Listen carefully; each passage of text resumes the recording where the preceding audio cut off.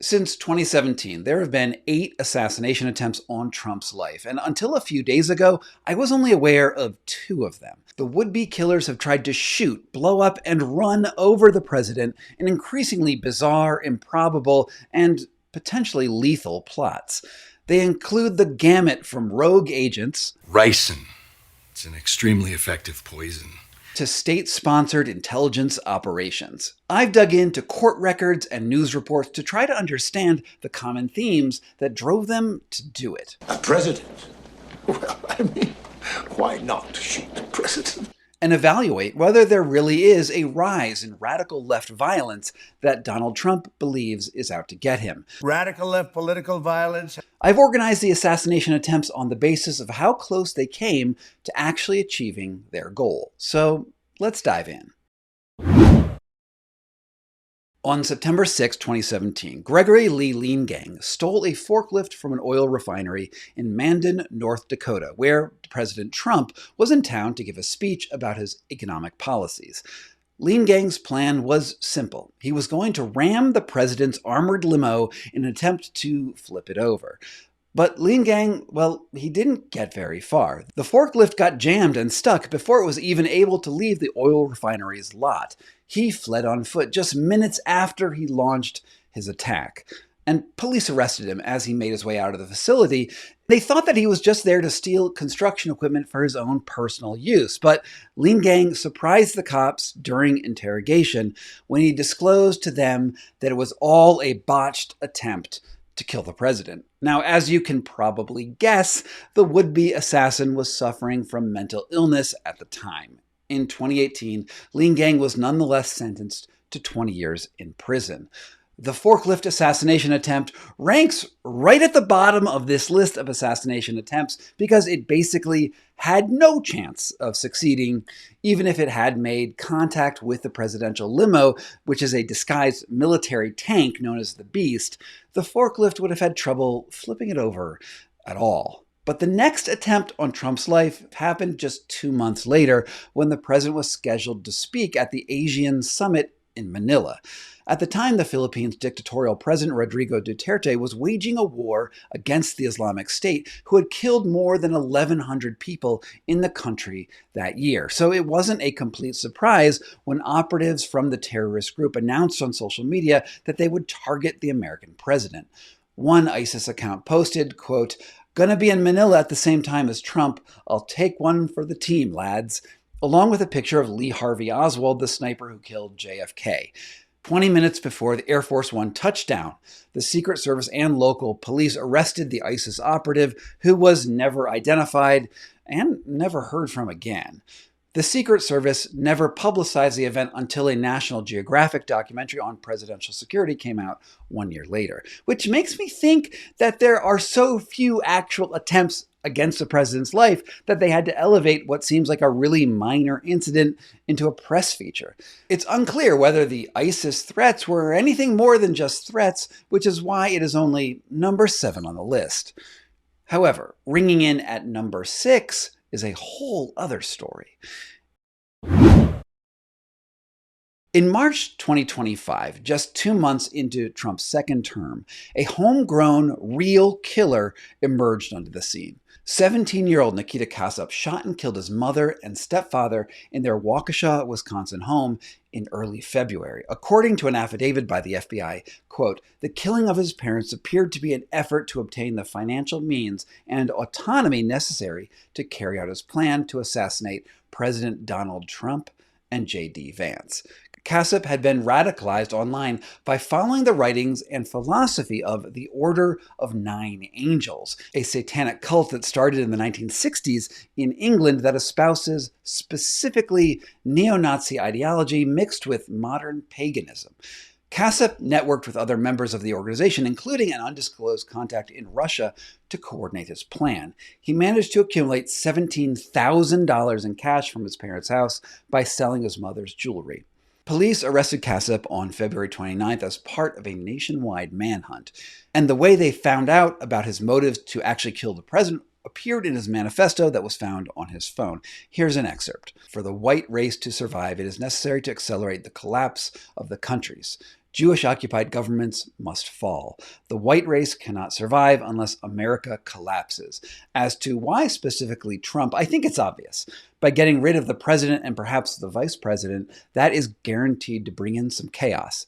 And not only that, but it will further bring into the public the idea that assassinations and accelerating the collapse are possible things to do. Kassab had a .357 Magnum on the seat next to his phone when police finally caught up with him.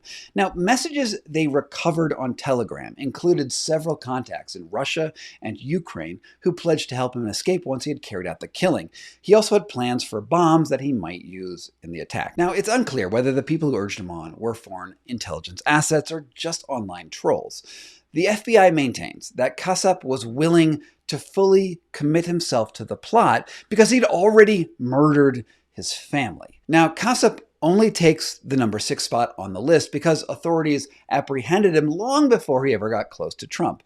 But Kassab's plan does have some similarities to the next 2 plans to kill the president, which is foreign influence.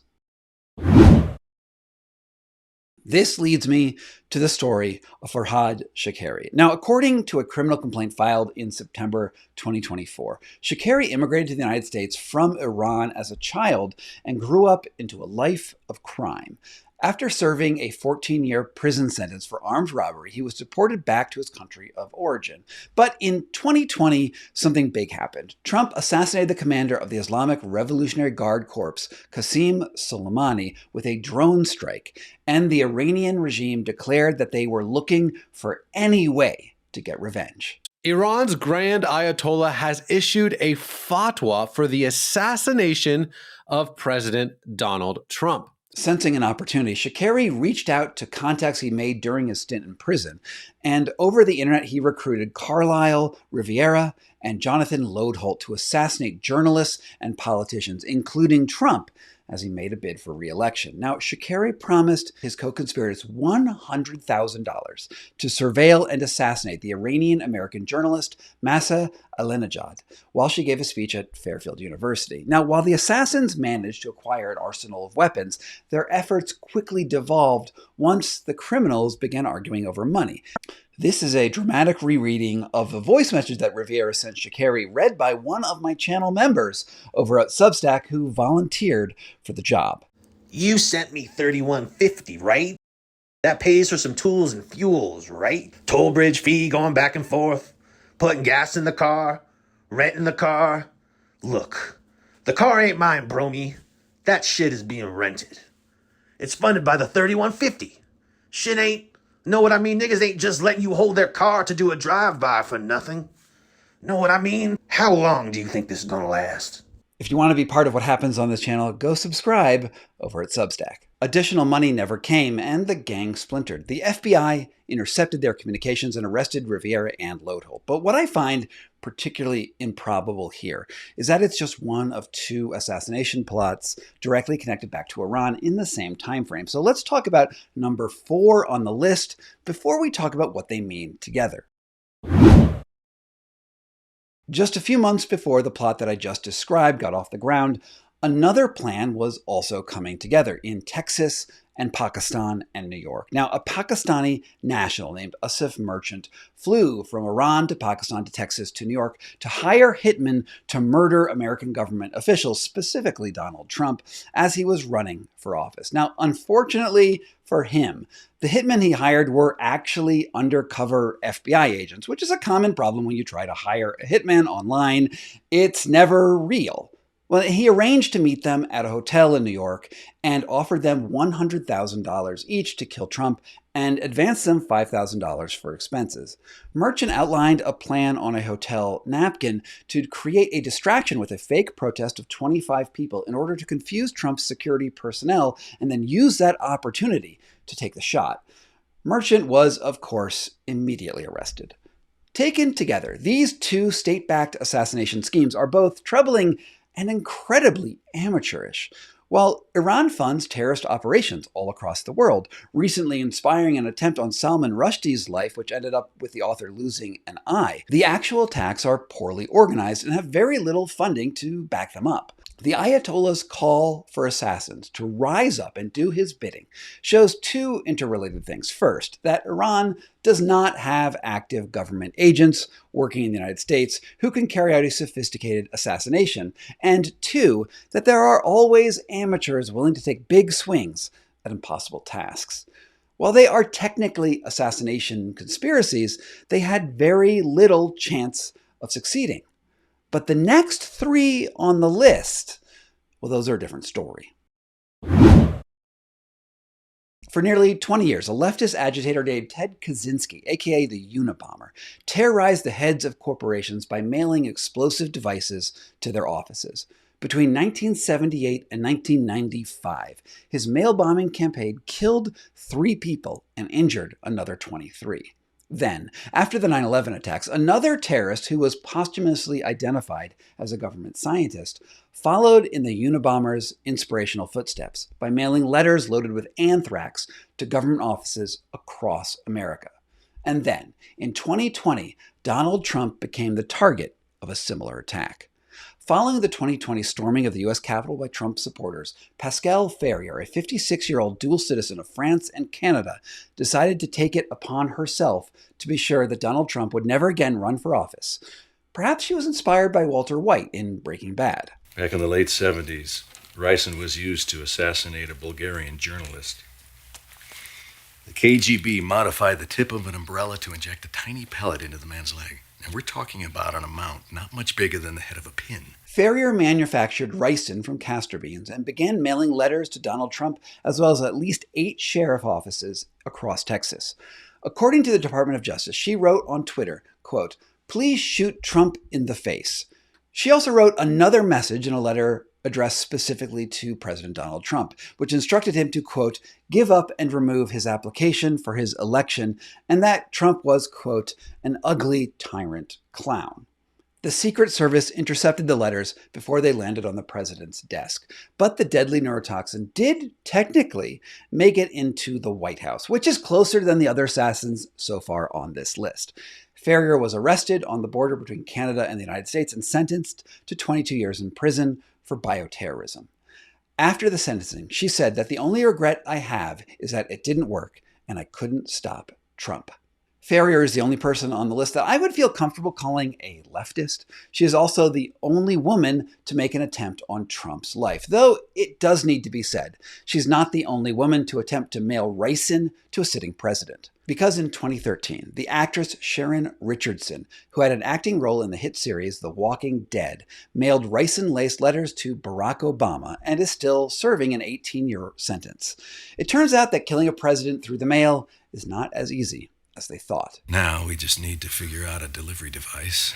But the next 2 assassins got a lot closer to hitting their target, which brings us to number 7 on the list.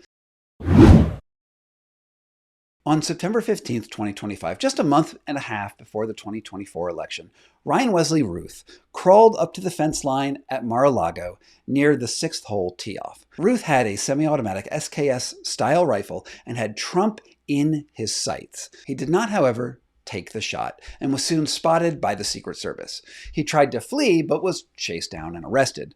So who was Ruth? Over the course of his life, Ruth had accumulated more than 100 criminal charges, including for weapons and bomb making, and had been arrested a total of 8 times.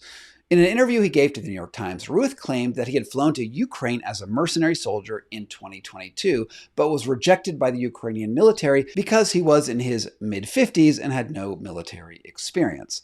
So instead, he returned to America and presumably looked to help Ukraine by assassinating Trump.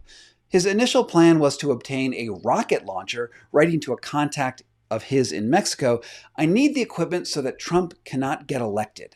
His plan was to shoot down Trump's plane, but it turned out that it was more difficult than he expected to get a shoulder-fired anti-aircraft missile. Ruth was recently convicted on all charges related to the assassination after he chose to represent himself in court and gave a decidedly lackluster defense. He argued that he obviously was not really planning to kill Trump because he had the opportunity. Trump was in his line of sight, but he did not fire. But this did not convince the jury, who spent under an hour deliberating the case. Some have claimed that Ruth was the poster child for the radical left wave of violence in America that Trump has identified. But Ruth's political ideologies are all over the map. He voted for Trump in 2016, but was against him in 2020. According to his social media, he variously supported Bernie Sanders and Tulsi Gabbard and Nikki Haley. He donated small amounts of money to Act Blue, which is a Democratic fundraising platform. So I think his politics might best be described as delusional rather than as proof of a well-organized conspiracy against the president. He lands in the number 7 spot because he was actually in a firing position and could have potentially succeeded, which brings us to the last assassination attempt on Trump's life. Number 1 on our list, one that very nearly succeeded. On July 13th, 2024, in Butler, Pennsylvania, Thomas Matthew Crooks, a 20-year-old nursing home aide, climbed onto the roof of a building just outside the security perimeter of a Trump rally. He was armed with an AR-15 style rifle that his father had given him a year earlier and had 50 rounds of ammunition with him. While security personnel spotted Crooks at least 90 minutes prior to the event, it's unclear why they didn't do anything about it. Crooks ended up firing 8 shots at Donald Trump, which resulted in a minor wound on Trump's ear. 3 people behind Trump were hit by bullets, one of whom died as a result of the live fire. Counter-snipers immediately returned fire and killed Crooks with a single shot to the head. After the assassination attempt, Trump garnered an enormous wave of sympathy and a Pulitzer Prize-winning photo of him pumping his fist in the air, which helped propel him to victory in the election a few months away. Very little is known about Crooks' political beliefs, at least in part because his social media profiles were removed from various platforms right after the shooting. However, then FBI Director Paul Abbate reviewed 700 of his postings and summarized that they, quote, appear to reflect anti-Semitic and anti-immigration themes and, quote, espouse political violence. No shock there. There are a lot of conspiracy theories around the Butler assassination attempt, including people who argue that there could have been a second shooter, that Crooks was part of a false flag operation who deliberately missed his shots, and that the blood on Trump's ear was really ketchup, was more like a WWE event than a real assassination. I did a video specifically looking at those claims called The Truth Behind Trump's Assassination. While people on the internet will absolutely raise ever more complex theories as to why Crooks' attack was staged, one thing that I think is clear from listing out the various attempts on Trump's life is that neither the government nor the various shooters that were involved in the attempts display supreme levels of competence.